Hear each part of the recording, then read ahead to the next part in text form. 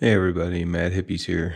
Man, I tell you what, 2020 has been one heck of a start, especially when it comes to hiking. These long trails and everybody that wants to get out there and do what we normally do. Wow, this has been one way to start a season. Town closures, trail closures, getting hitches and rides into towns for resupplies. Everything's just put on hold.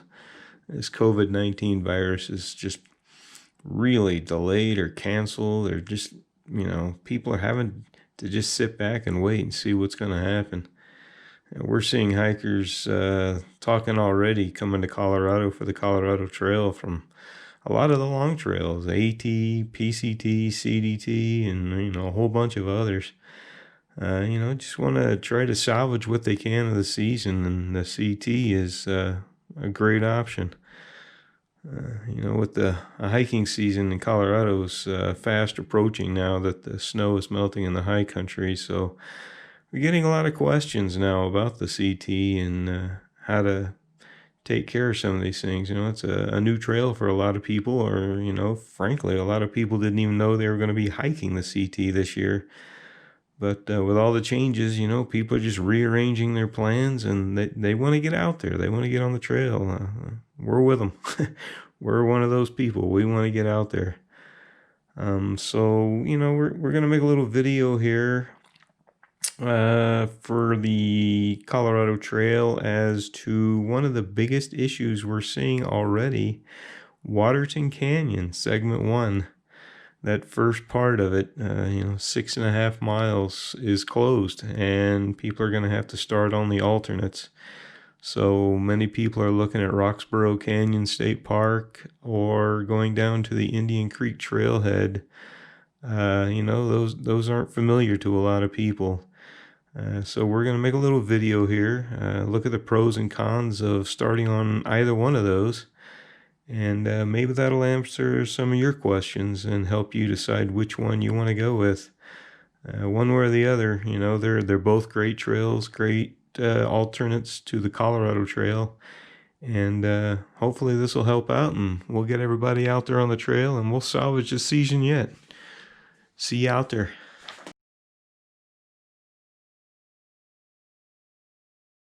So, pros and cons of Roxborough State Park.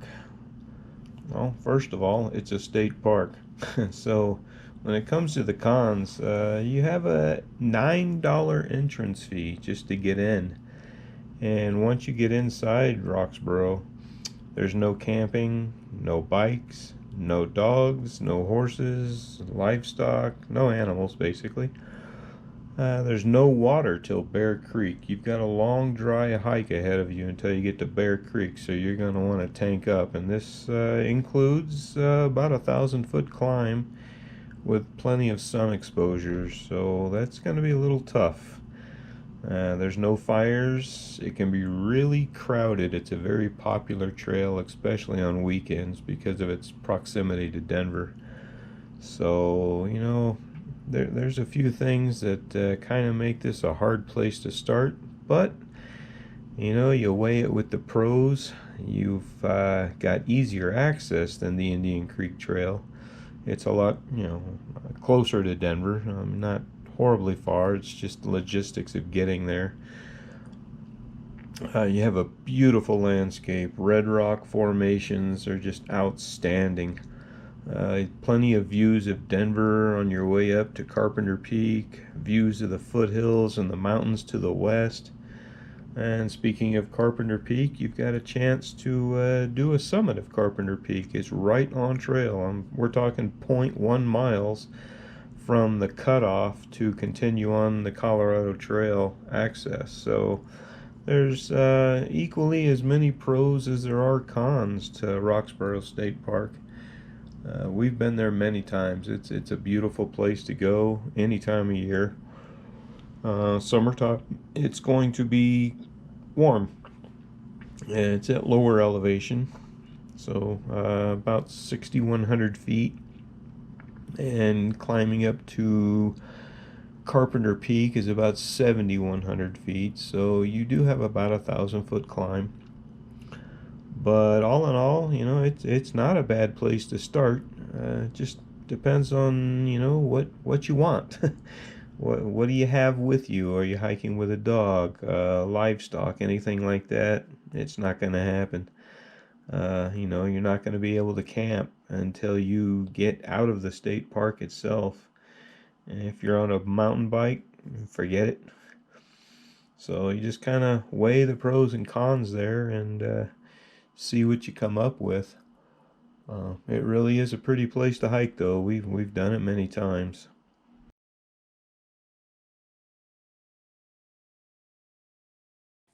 The Indian Creek Trailhead, on the other hand, has way more pros than it does cons. And for all practical purposes, when it comes to cons in the Indian Creek Trailhead, about the only thing we can come up with is it's much harder to get to. It's out of the way. There is a $7 a day parking fee, and I guess it's wooded, so there's less views. But as far as the pros go, you don't have an entrance fee like you do at a state park, so it's free to drop somebody off. Dogs, horses, livestock are all okay. There's water in the first few miles. Camping is okay. And it's a national forest. Camp anywhere you want. So at the trailhead, there are 2 campgrounds. One's for equestrian use and one's for others. It's very wooded, so there's plenty of shade. And, there's not a whole lot of exposure to the sun. Bikers are okay. It's a lot less crowded than Roxborough, so you're apt to be the only one on trail or just be really spread out. And it's only 4.4 miles to Lenny's Rest, so all in all, the Indian Creek Trailhead, it's just a really good place to start. It was our choice. We started hiking with our little dog. But, there's just more pros than cons when it comes to Indian Creek, other than it is harder to get to. But, with the right ride, you'll get there and you'll start out on a great trail. It's an easy single track, rolling terrain, beautiful. So that's our recommendation to anybody who's looking between Roxborough and Indian Creek. We recommend Indian Creek. Other than just, the logistics of getting there. So there you have it, the pros and cons of Roxborough and Indian Creek. Choose wisely, but nonetheless, you're on the Colorado Trail.